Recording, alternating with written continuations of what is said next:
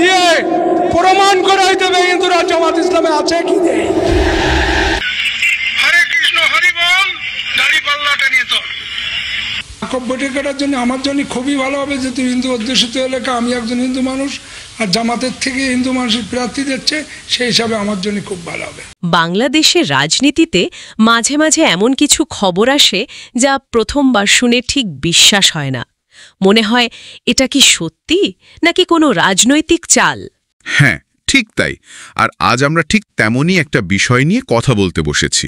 বিষয়টা হলো দেশের অন্যতম প্রধান ইসলামী দল জামায়াতে ইসলামীর খুলনা 1-এর মতো একটা হিন্দু অধ্যুষিত আসনে একজন হিন্দু প্রার্থী দেওয়ার কথা ভাবছে। এই খবরটা রাজনৈতিক মহলে একটা রীতিমতো তোলপাড় তৈরি করেছে। তোলপাড় হওয়ারই কথা, কারণ এটা তো শুধু একটা আসনে প্রার্থী বদলের খবর না। এর পেছনে অনেক বড় রাজনৈতিক কৌশল, দলের ভেতরে টানাপোড়েন, আর হয়তো ভবিষ্যতের রাজনীতির একটা ইঙ্গিতও লুকিয়ে আছে। একদম। আজকের এই আলোচনায় আমরা ঠিক এই বিষয়গুলোই ব্যবচ্ছেদ করব। আমাদের হাতে দেশের দুটি শীর্ষস্থানীয় সংবাদ মাধ্যম প্রথম আলো এবং bdnews24.com-এর কিছু প্রতিবেদন আছে।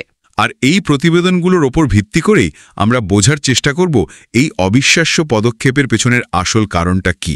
আমাদের লক্ষ্য হলো পুরো বিষয়টার গভীরে যাওয়া। জামায়াতের এই পরিকল্পনার পেছনের চরিত্রগুলো কারা, খুলনা 1 আসনের ইতিহাস কি বলছে, আর সবচেয়ে বড় কথা, এই একটা পদক্ষেপ বাংলাদেশের রাজনীতিতে কি প্রভাব ফেলতে পারে।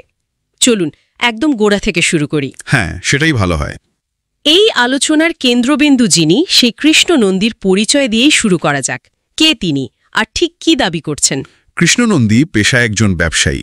তিনি খুলনা জেলার ডুমুরিয়া উপজেলায় জামায়াতে ইসলামীর হিন্দু শাখার সভাপতি। তার দাবিটা বেশ সোজাসাপটা। কি বলছেন তিনি? তিনি সংবাদ মাধ্যমকে বলেছেন, আসন্ন নির্বাচনে খুলনা 1 আসন থেকে তাকে প্রার্থী করার জন্য দল থেকে ইতিবাচক সংকেত দেওয়া হয়েছে। শুধু তাই নয়, তিনি সেই অনুযায়ী প্রস্তুতিও নিচ্ছেন।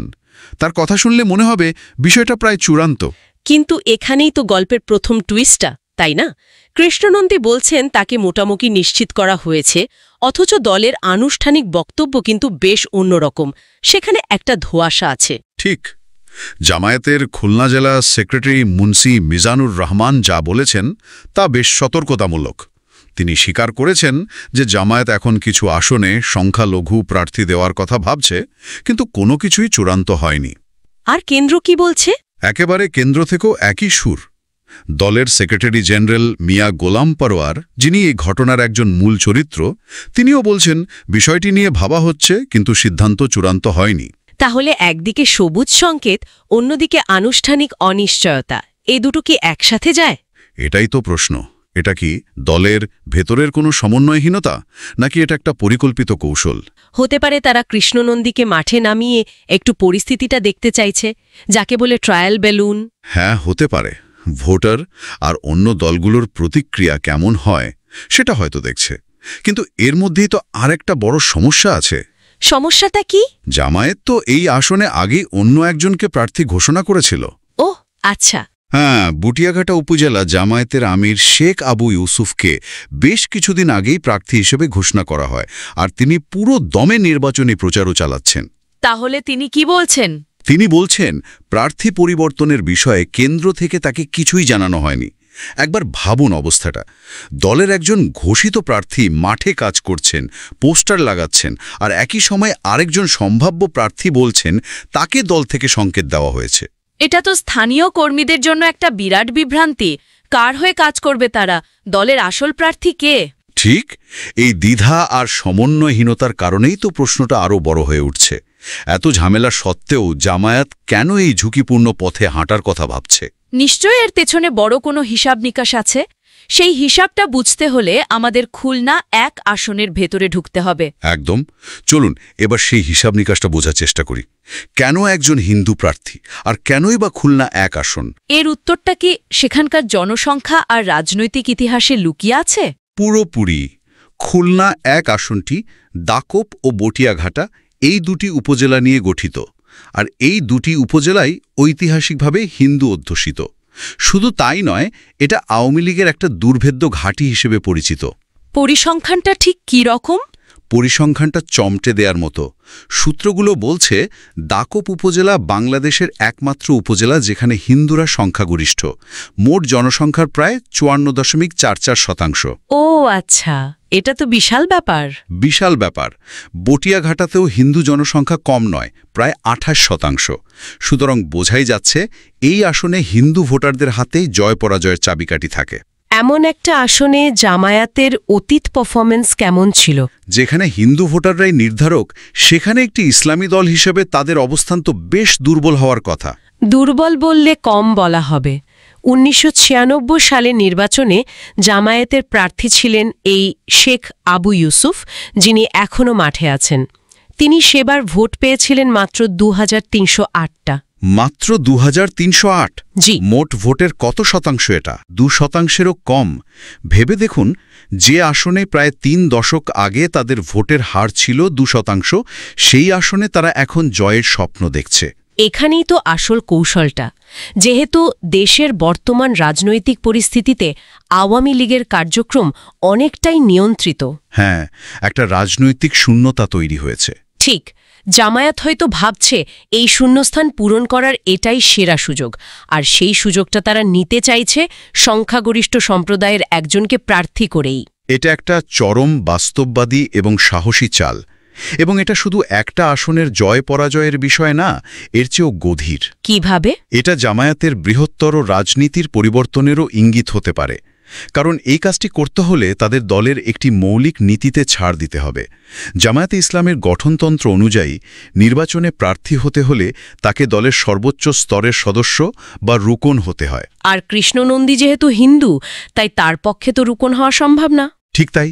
তার মানে এই একটি আসনের জন্য জামায়াত তাদের দলের প্রায় 70 বছরের পুরনো একটা নিয়মেও পরিবর্তন আনতে প্রস্তুত।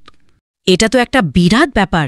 এর মানে দাঁড়ায় এই মুহূর্তে তাদের কাছে রাজনৈতিক লক্ষ্য অর্জন করাটা আদর্শগত বিশুদ্ধতা রক্ষার চেয়েও বেশি গুরুত্বপূর্ণ হয়ে উঠেছে। একদম। চলুন এবার সেই ব্যক্তিটিকে নিয়ে আরেকটু গভীরে যাওয়া যাক, যাকে কেন্দ্র করে এত বড় একটা ঝুঁকি নেওয়া হচ্ছে। কৃষ্ণনন্দীর ব্যক্তিগত পরিচিতি এবং রাজনৈতিক উত্থানটা কেমন? হ্যাঁ, এটা জানা খুব দরকার।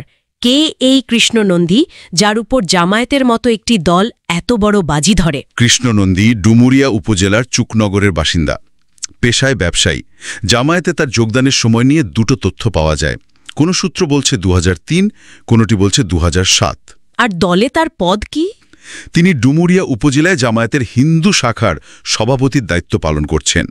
তবে তার সবচেয়ে বড় রাজনৈতিক পরিচয় হল তিনি জামায়াতের সেক্রেটারি জেনারেল মিয়া গোলাম পরোয়ারের অত্যন্ত ঘনিষ্ঠ একজন ব্যক্তি। এই ঘনিষ্ঠতার কোনো প্রমাণ আছে, নাকি এটা শুধু মুখের কথা? না না, এর বাস্তব ভিত্তি আছে। মিয়া গোলাম পরোয়ারের নির্বাচনী এলাকা হল খুলনা 5। সেই আসনের বিভিন্ন রাজনৈতিক সমাবেশে কৃষ্ণনন্দীকে হিন্দু নারী পুরুষদের সংগঠিত করে নিয়ে আসতে দেখা গেছে। অর্থাৎ তিনি শুধু একজন নামমাত্র হিন্দু মুখ নন, মাঠে কাজ করার অভিজ্ঞতা তার আছে। কিন্তু তার রাজনৈতিক অতীত নিয়েও তো একটা আকর্ষণীয় তথ্য আছে, তাই না? হ্যাঁ, সূত্র বলছে তিনি একসময় আওয়ামী লীগের সাবেক সংসদ সদস্য এবং সাবেক মন্ত্রী নারায়ণ চন্দ্র চন্দের ঘনিষ্ঠ জন হিসেবেও পরিচিত ছিলেন। এটা তো একটা অবিশ্বাস্য রাজনৈতিক দিগবাজি। কিভাবে একজন ব্যক্তি আওয়ামী লীগের এমপির ঘনিষ্ঠ বৃত্ত থেকে জামায়াতের একজন সংগঠক হয়ে ওঠেন? এই যাত্রাটা তার রাজনৈতিক চরিত্রকে আরও কৌতূহলোদ্দীপক করে তুলেছে। এটা তার ব্যক্তিগত উচ্চাকাঙ্ক্ষা নাকি আদর্শের পরিবর্তন, তা বলা কঠিন। আরও একটা বিষয়, কৃষ্ণনন্দীর নিজের বাড়ি তো ডুমুরিয়া উপজেলায়, যা খুলনা 5 আসনের অন্তর্গত, কিন্তু তাকে প্রার্থী করার কথা চলছে পাশের আসন খুলনা 1 থেকে। ঠিক। এর কারণ হিসেবে তিনি বলেছেন যে খুলনা 1 আসনে তার অনেক আত্মীয় স্বজন আছেন। এই যুক্তিটা একটু দুর্বল শোনাচ্ছে, তাই না? এটা আরও বেশি করে প্রমাণ করে যে এটি একটি তৃণমূল থেকে উঠে আসা সিদ্ধান্ত নয়, বরং দলের শীর্ষ পর্যায় থেকে চাপিয়ে দেওয়া একটি কৌশলগত সিদ্ধান্ত। আপনি ঠিকই ধরেছেন, এটা একটা পুরোপুরি টপ ডাউন স্ট্র্যাটেজি। আর এই কৌশলটা কতটা কঠিন তা বোঝার জন্য আমাদের খুলনা 1 আসনের নির্বাচনী ইতিহাসটা একবার দেখতে হবে। ঠিক।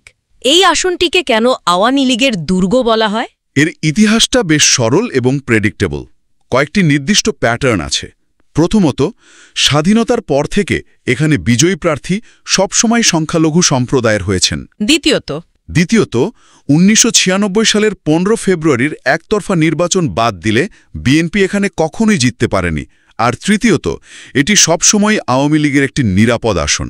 বিজয়ীদের তালিকাটা দেখলে হয়তো বিষয়টা আরও পরিষ্কার হবে। তালিকাটা বেশ ধারাবাহিক। 1973 সালে কুবেরচন্দ্র বিশ্বাস, এরপর প্রফুল্ল কুমার শীল। 1996 সালে শেখ হাসিনা নিজে এই আসন থেকে জয়ী হন, কিন্তু পরে তিনি আসনটি ছেড়ে দেন। এরপর উপনির্বাচনে স্বতন্ত্র প্রার্থী হিসাবে পঞ্চানন বিশ্বাস জেতেন, যদিও পরে তিনি আওয়ামী লীগে যোগ দেন এবং 2001, 2014 ও 2018 সালেও পুনরায় জেতেন। এর মাঝে 2008 এবং সবশেষ 2024 সালে জয়ী হন আওয়ামী লীগেরই আরেক নেতা ননী গোপাল মণ্ডল। তার মানে এই আসনের জয়ের সূত্রটা হল হিন্দু প্রার্থী এবং তার সঙ্গে আওয়ামী লীগের সমর্থন। একদম। জামায়াতের কৌশল দেখে মনে হচ্ছে তারা এই সূত্রের প্রথম অংশটা, অর্থাৎ হিন্দু প্রার্থী গ্রহণ করেছে, আর আশা করছে যে বর্তমান রাজনৈতিক পরিস্থিতি সূত্রের দ্বিতীয় অংশটাকে, অর্থাৎ আওয়ামী লীগের দুর্গকে ভেঙে দেবে। এটা অনেকটা একটা পুরনো সমীকরণকে একটা নতুন চলক দিয়ে সমাধান করার চেষ্টার মতো। চমৎকার বলেছেন। তারা ঠিক এটাই করার চেষ্টা করছে, কিন্তু সমস্যা হলো এই মাঠে তো তারা এটা খেলছে না। ঠিক। অন্য দলগুলো কি করছে, বিশেষ করে বিএনপি বা অন্য কোনো জোট? তারাও প্রস্তুতি নিচ্ছে। সূত্র অনুযায়ী বিএনপিতে জেলার সাবেক আহ্বায়ক আমির এজাজ খান, যিনি আগেও 3 বার নির্বাচন করেছেন, তিনি প্রচার চালাচ্ছেন। আর কোনো হিন্দু প্রার্থী? হ্যাঁ, সবচেয়ে গুরুত্বপূর্ণ বিষয় হল পার্থদেব মণ্ডল নামে আরেকজন হিন্দু নেতাও বিএনপির মনোনয়ন প্রত্যাশী।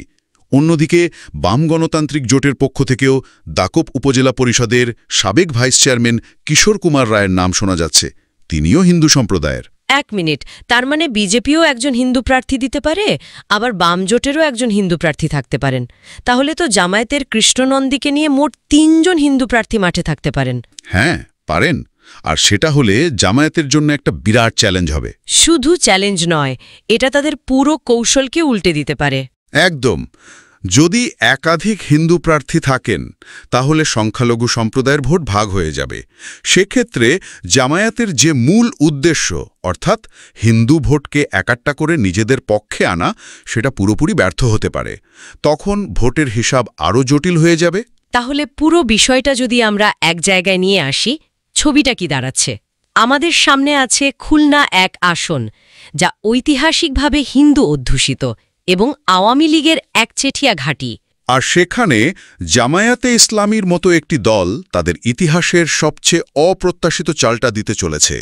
কৃষ্ণনন্দী নামে একজন হিন্দু ব্যক্তিকে প্রার্থী করার কথা ভাবছে। কিন্তু এই পরিকল্পনা নিয়ে দলের ভেতরেই চরম বিভ্রান্তি আর সমন্বয়হীনতা। কৃষ্ণনন্দী বলছেন তিনি সংকেত পেয়েছেন, কিন্তু দল বলছে কিছুই চূড়ান্ত নয়। বৃহত্তর প্রেক্ষাপটে দেখলে এই পদক্ষেপটি যদি সত্যি বাস্তবায়িত হয়, তবে এটি জামায়াতে ইসলামীর রাজনৈতিক কৌশলে একটা যুগান্তকারী পরিবর্তন আনবে, এবং এটা একটা মৌলিক প্রশ্ন তুলে ধরছে। প্রশ্নটা কি? এই পদক্ষেপ কি অন্তর্ভুক্তিমূলক রাজনীতির দিকে এগোনোর একটি আন্তরিক চেষ্টা, নাকি প্রতিপক্ষের দুর্গে ফাটল ধরানোর একটি চরম বাস্তববাদী নির্বাচনী কৌশল? সূত্রগুলো আমাদের এর উত্তর দেয়নি, কিন্তু পরিস্থিতি যে কতটা জটিল এবং বহুমাত্রিক তা চোখে আঙুল দিয়ে দেখিয়ে দিয়েছে। আমাদের সূত্রগুলো এই রাজনৈতিক কৌশলের কি এবং কিভাবে এই দিকগুলো নিয়ে বিস্তারিত জানিয়েছে, কিন্তু এর সম্ভাব্য প্রতিক্রিয়া কেমন হতে পারে তা নিয়ে কিছু বলেনি। আর এটাই হয়তো আমাদের আজকের আলোচনার শেষ এবং সবচেয়ে গুরুত্বপূর্ণ চিন্তার খোরাক। ঠিক তাই। খুলনা 1 আসনের সাধারণ হিন্দু ভোটাররা, যারা দশকের পর দশক ধরে ধর্মনিরপেক্ষ বা মধ্য বামপন্থী দল ও প্রার্থীদের ভোট দিয়ে এসেছেন, তারা একজন ইসলামপন্থী দলের প্রার্থীকে কিভাবে গ্রহণ করবেন, প্রার্থীর ধর্ম যাই হোক না কেন? দলের পরিচয় বড় নাকি প্রার্থীর পরিচয়? এই একটি প্রশ্নই হয়তো বাংলাদেশের পরিচয় ভিত্তিক রাজনীতি এবং নির্বাচনী কৌশলের ভবিষ্যৎ গতিপথ নির্ধারণ করে দেবে। এর উত্তর জানার জন্য আমাদের সবাইকে হয়তো নির্বাচনের দিন পর্যন্ত অপেক্ষা করতে হবে।